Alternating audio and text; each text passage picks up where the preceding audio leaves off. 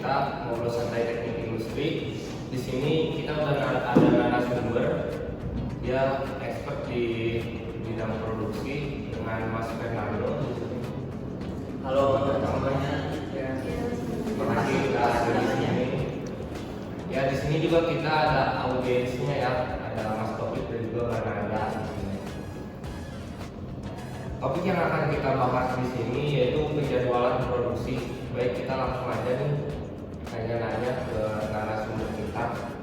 Jadi apa sih itu penjadwalan produksi, Mas, dan mengapa penjadwalan produksi itu penting? Oke.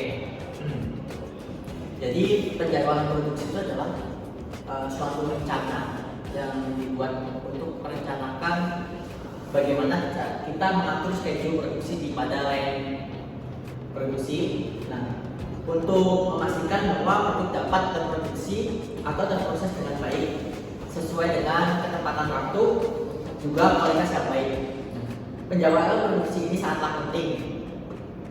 Akan tetapi ini juga dapat membantu meningkatkan efisiensi produksi, mengurangi biaya dan juga meningkatkan kepuasan pelanggan.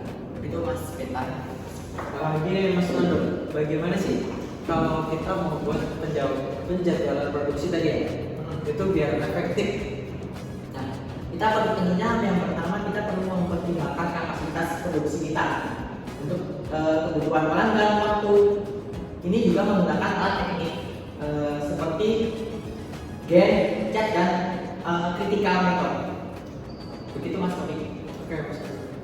Mas Fernando, apa peran teknologi dalam penjadwalan produksi ya? Nah, teknologi ini sangat membantu untuk menggunakan perangkat yang benar, dapat memantau dan mengupdate penjadwalan secara otomatis.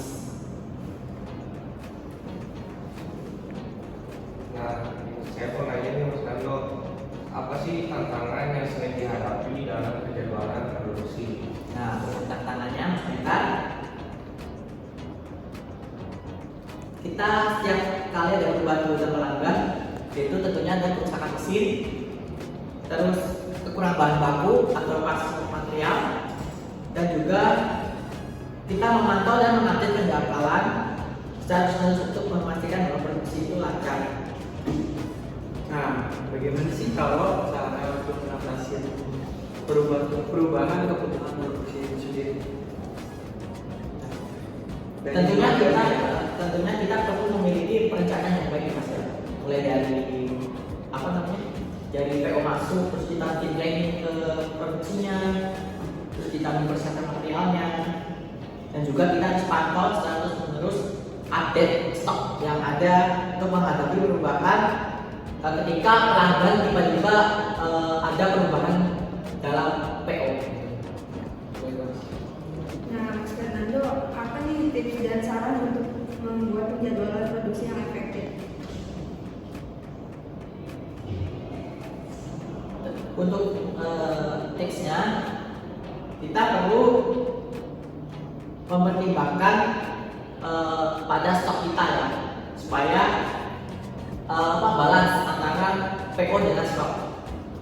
Jadi ketika si customer itu mengirimkan request, kita sudah tahu bagaimana sih stok kita supaya untuk mencukupi permintaan customer itu.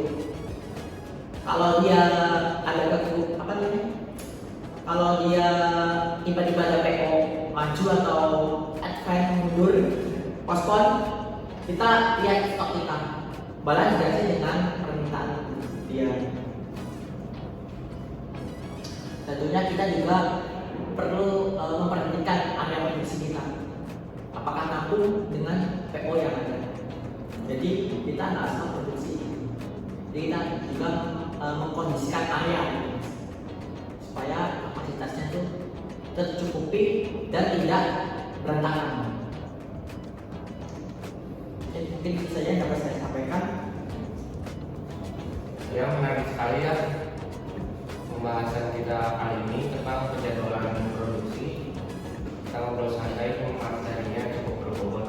Terima kasih buat pemateri kita yang udah sharing bareng Mas Fernando dan juga Ya, audiens kita Mas Taufik dan juga Mbak Nanda.